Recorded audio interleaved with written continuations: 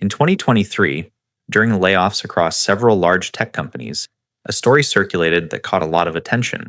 One software engineer shared that he had been earning about $180,000 a year with bonuses. Good career, steady promotions, years of progress. By most standards, financially secure. 3 months after losing his job, he was worried about making his mortgage payment. The issue wasn't income, it was commitments. A house purchased near peak prices, 2 financed vehicles, childcare, insurance, and normal living costs that had gradually expanded over time. The paycheck had been large, but the monthly obligations had quietly grown larger than they appeared. At the same time, another employee from the same company, an IT support technician, earning around $70,000, described a very different situation.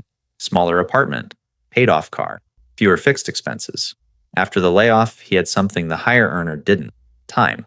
Time to search carefully, time to negotiate, time to wait for the right job instead of the first one available. The difference wasn't intelligence, it wasn't effort, and it wasn't income. It was structure. There's a financial treadmill many people step onto without realizing it.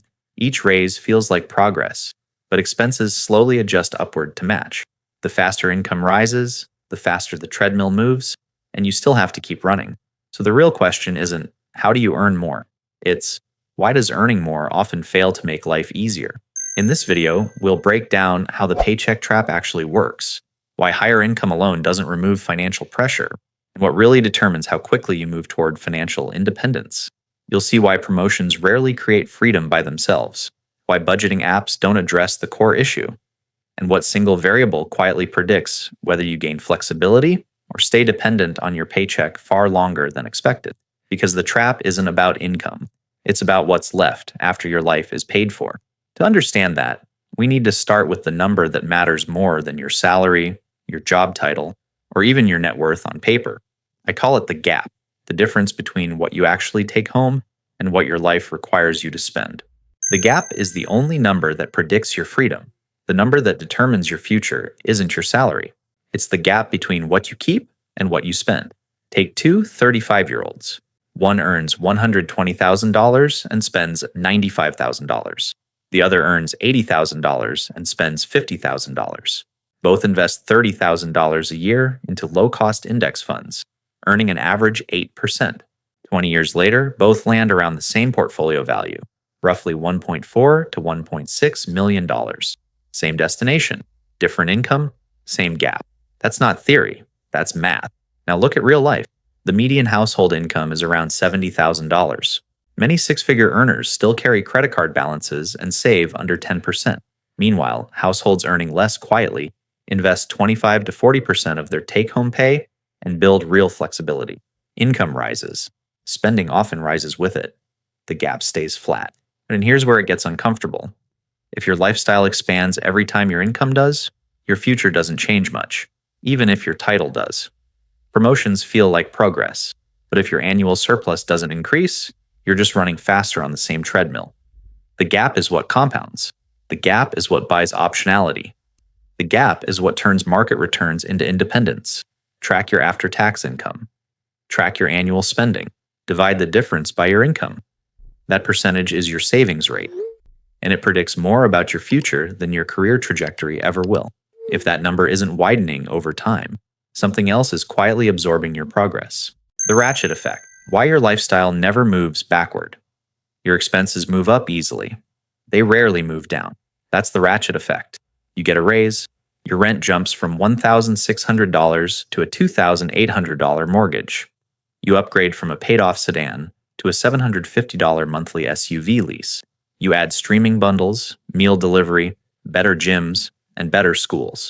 Each decision feels reasonable on its own. Individually, they're manageable. Together, they lock in. Here's what most people don't calculate. A $1,200 monthly lifestyle increase isn't just $1,200. Over 10 years, that's $144,000 in cash flow. Invested at 8%, it's well over $200,000 in opportunity cost. One upgrade quietly becomes a six-figure decision. Now, picture a downturn. Bonus disappears. Overtime slows. A spouse pauses work. The mortgage is still $2,800. The car lease is still $750. The subscriptions auto-renew. Fixed costs don't care about market cycles. And that's the problem. The ratchet only clicks forward. During the last housing surge, many households stretched into larger homes because rates were low. When rates reset or insurance premiums climbed 20 to 30%, budgets tightened overnight. The lifestyle had calibrated to peak income, not sustainable income. Before any upgrade, run one simple test. Could you carry this expense if your income dropped by 25%? If the answer is no, you're not buying comfort. You're buying rigidity. Because the real risk isn't overspending in one moment. It's permanently resetting your baseline without realizing how hard it is to reverse. The raise illusion. Why a $30,000 promotion feels bigger than it is. A $30,000 raise sounds life-changing. On paper, it is. In your bank account, it's usually not. Move from $60,000 to $90,000, and you don't keep an extra $2,500 per month. Federal taxes step up. Payroll taxes apply. State taxes take their cut.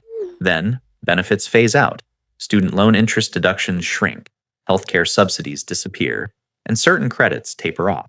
That $30,000 gross increase might translate to $17,000 to $20,000 net, closer to $1,400 to $1,600 a month.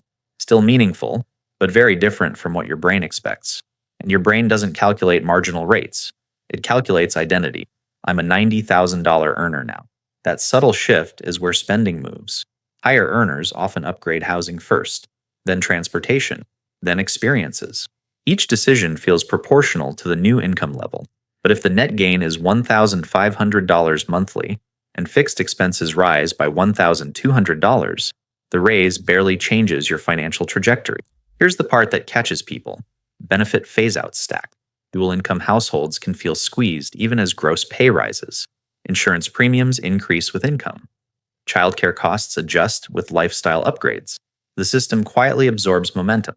Before you upgrade anything after a raise, calculate your true monthly delta. Then automate at least half of it into investments before you ever see it. Because if your spending adjusts faster than your take-home pay, your financial future won't look much different, just more expensive. Identity drift. When income rewrites who you think you are. Income doesn't just change your budget, it changes your reference point. Switch jobs and jump from $85,000 to $140,000. And your environment shifts almost immediately. New coworkers live in different neighborhoods. They talk about different vacations. Their kids attend different schools. The baseline moves. Within months, your normal resets. It's rarely deliberate. You don't wake up planning to spend more. But you start comparing differently. A 10-year-old car feels out of place in the new office parking lot. A $2,000 vacation feels modest when colleagues are booking $8,000 international trips. Restaurants change, social circles change, expectations change, spending follows. Research on social comparison shows that people measure success relative to peers, like not absolute numbers. That's why six-figure earners often report the same financial stress levels as those earning far less. The identity stretches to match the income, and the lifestyle stretches with it. Here's the subtle risk. Once identity attaches to income level, downgrading feels like failure. Not a financial strategy, not prudence, failure. And that makes the ratchet harder to reverse. One practical move: separate your self-worth from your salary. Track personal growth metrics that have nothing to do with income.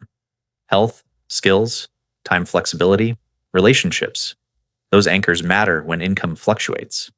Because if your identity inflates every time your paycheck does, your expenses will quietly follow, long before you notice the shift. Time extraction. The hidden cost of career escalation. A promotion rarely just increases income. It increases time demand. Move from mid-level to senior management, and your hours don't stay at 45 per week. They often stretch to 55 or 60. Add email at night, weekend calls, constant mental load. The salary may rise from $95,000 to $160,000, but your availability shrinks. That trade looks efficient on paper. It feels expensive in real life. Here's the part most people don't price correctly: opportunity cost.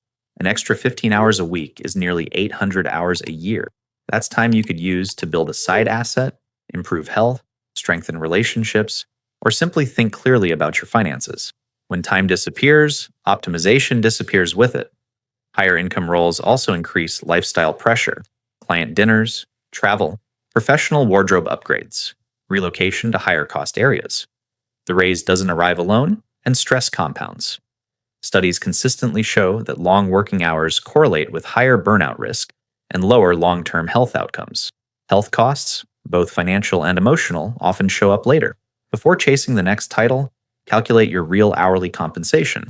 Divide your total income by total hours worked, including the mental carryover time. The number is often less impressive than it sounds. Career growth can be powerful, but if income rises while freedom shrinks, the gap may not expand the way you expect, because sometimes the most expensive raise isn't measured in dollars. It's measured in time you don't get back. Savings rate versus income. The 15-year compression model. Income determines how fast you can move. The savings rate determines whether you ever arrive. If you save 10% of your after-tax income, you're likely working 35 to 40 years before financial independence becomes realistic. Increase that to 25%, and the timeline drops dramatically. Push it to 50%, and the path can compress to around 15 to 17 years, assuming steady investing and long-term market averages. That's not an extreme theory. That's math built on compounding. Let's say two households each earn $120,000. One saves $12,000 per year. The other saves $48,000. At an 8% average return, the difference after 20 years isn't incremental. It's transformational. One portfolio sits under $600,000. The other pushes toward $2 million. Same income, different future. And here's what surprises most people. Doubling your savings rate often reduces your time to independence more than doubling your income does, because compounding accelerates when the base grows faster. And the earlier you start, the steeper the curve becomes. The first $100,000 takes the longest. After that, growth starts doing more of the work. To apply this, stop asking, how can I make more? And start asking, how can I widen the gap? Model 3 scenarios, 15%, 30%, 50%. Watch how the timeline shifts. When you see the compression visually, the sacrifice stops feeling like restriction. It starts looking like acceleration. Because the real power isn't in earning more. It's in keeping more consistently, for longer than most people are willing to. The $250,000 trap. Why high income doesn't equal escape. At around $250,000 to $300,000 in household income, people assume the struggle is over. It usually isn't. After federal, payroll, and state taxes, a $300,000 household might bring home roughly $180,000 to $200,000, depending on location and deductions. That sounds substantial, but lifestyle expectations at that level expand just as quickly. Housing is the first pressure point.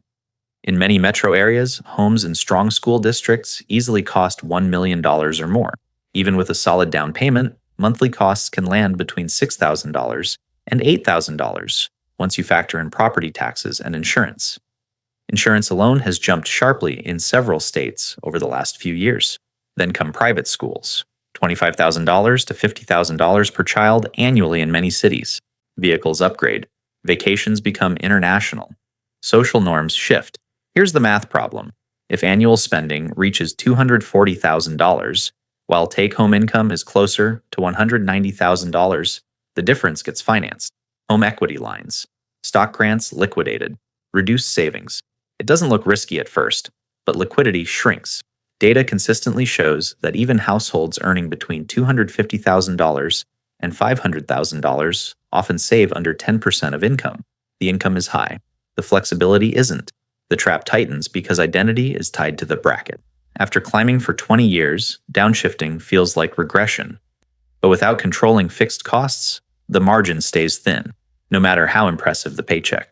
And thin margins at high income can be more fragile than modest margins at half the salary. The Diderot Cascade. Why one upgrade multiplies into 5. Upgrades rarely arrive alone. You move into a larger home. Suddenly, the old couch looks out of place. The dining table feels small. The artwork doesn't match the space. One purchase turns into 5.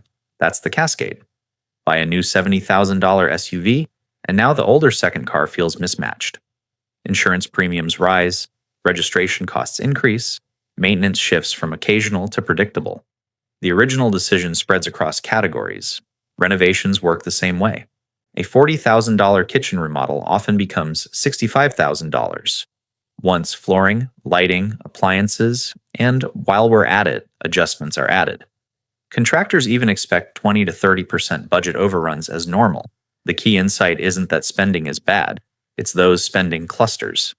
Higher cost neighborhoods bring higher social norms, backyard upgrades, landscaping, holiday hosting expectations. Each step feels incremental, but the combined effect reshapes your baseline cost of living. Here's the subtle risk. The first upgrade is optional. The follow-up upgrades feel necessary. To manage this, create a delay buffer. After any major purchase, freeze related categories for 12 months. Let the environment stabilize before adjusting anything else. If it still feels necessary a year later, decide deliberately, because the cascade doesn't announce itself. It unfolds quietly, one reasonable improvement at a time, until your fixed expenses look very different from where they started. Institutional incentives. Why the system prefers you dependent. The system doesn't need a conspiracy to keep you dependent. It just follows incentives. Employers benefit when you need the paycheck. If you have 18 to 24 months of expenses saved, you negotiate differently. You say no more easily, you're not desperate. That shifts power. Consumer economies rely on spending velocity. Roughly 2/3 of economic growth comes from consumer activity. When households save aggressively instead of upgrading homes, cars, and subscriptions, growth slows. So the messaging always tilts towards spending. The financial industry has its own incentives. Investment products carry fees. Insurance policies renew automatically. Managed accounts often charge 1% annually. That sounds small. Over 30 years, a 1% fee can reduce total portfolio value by hundreds of thousands of dollars. Debt is another lever. Credit cards, auto loans, buy now, pay later programs, they normalize fixed payments. Minimum payments create the illusion of manageability while quietly extending dependence. None of this is malicious. It's structural. Each institution benefits from predictable cash flow, especially yours. Here's the micro shift that changes everything. Build optionality first. 12 months of expenses in liquid assets. Low recurring obligations, minimal high-interest debt. When you're financially stable, you're harder to control. You choose employers, you choose clients, you choose pace. And once you see how the incentives align around you, it becomes easier to decide which systems serve you and which quietly expect you to serve them. The escape blueprint, from paycheck reliance to optionality. Financial independence isn't about quitting work. It's about not needing the paycheck. The math is simple, even if the discipline isn't. If you want to live on $60,000 a year, a common guideline suggests building roughly 25 times that amount in invested assets. That's about $1.5 million. Not magic, just multiplication. At an average long-term return near 8%, investing $2,500 to $3,000 per month for 20 years can get you close.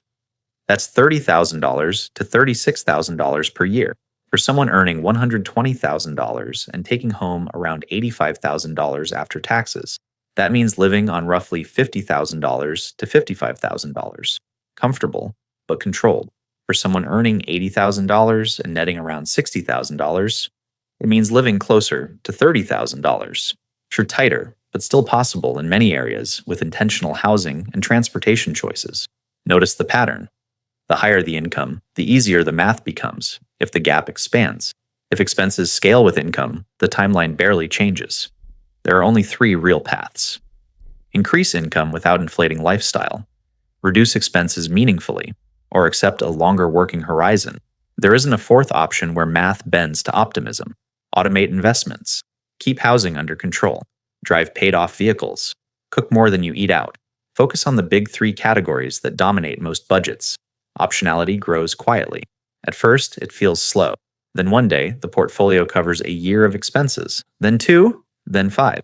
And somewhere along that curve, the paycheck stops feeling like oxygen and starts feeling like a choice. Key takeaways. Most people believe income determines freedom. In reality, structure does. The pattern repeated across every example is simple. When expenses expand as fast as income, progress stalls, no matter how impressive the salary looks. The real lever is the gap sustained over time. That gap builds resilience, liquidity, and eventually optionality. The trap isn't dramatic, it's incremental. A raise here, a house upgrade there, a subtle shift in identity. None of it feels reckless, but over years, those small adjustments define the outcome. Freedom doesn't come from earning more than your peers. It comes from needing less than your income can provide. That shift, from status to stability, is where control begins. If you see money as a tool for optionality rather than validation, your decisions start to change quietly and permanently.